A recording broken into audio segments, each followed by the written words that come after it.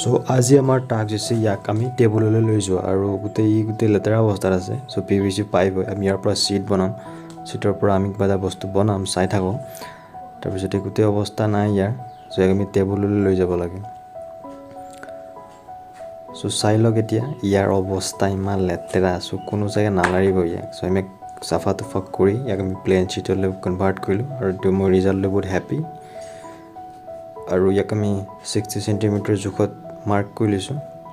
So আপোনাৰ মনত যি আহে ওচৰে পাজৰে চাওক আৰু সেইবোৰ বনাওক। মই কোৱা নাই যে এইটোৱে বনাওক, বাট বস্তুবোৰ ৰিচাইকেল হ'ব লাগে আৰু সেইটোৱে। আৰু আমি মাৰ্ক কৰি লৈছোঁ, আমি যিটো বনাম চাই থাকক কি বনাম। আৰু এইখন মোৰ মাৰ কেচি, বাট এতিয়া কাম কৰি আছে, অলমষ্ট 20 ইয়াৰ্ছ হৈছে কেচিখন। সো আমি ইয়াক প্লেন কৰি ল'ম প্ৰথমে, বেকাতেৰা হৈ আছে। সো হিটাৰটো অন কৰি ল'লোঁ আৰু ই বহুত সোনকালে গৰম হয়। আৰু গৰম কৰিলে আমি অলপ সমান কৰি দিম আৰু ই পাৰফেক্ট, অলমষ্ট 77%। সো আজি 99% নহ'ল, বাট ই কাম হৈ যাব ইয়াৰ, পিছত আমি সমান কৰি দিম।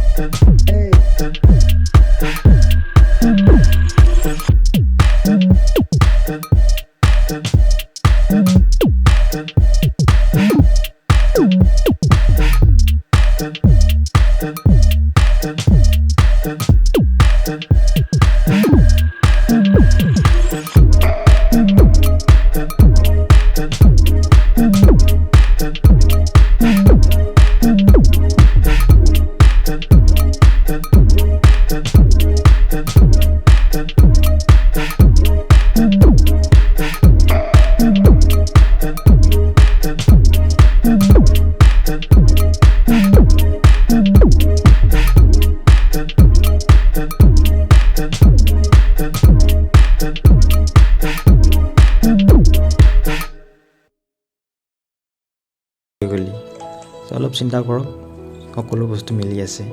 চ' keep recycling. Thank you for ৱাটছিং।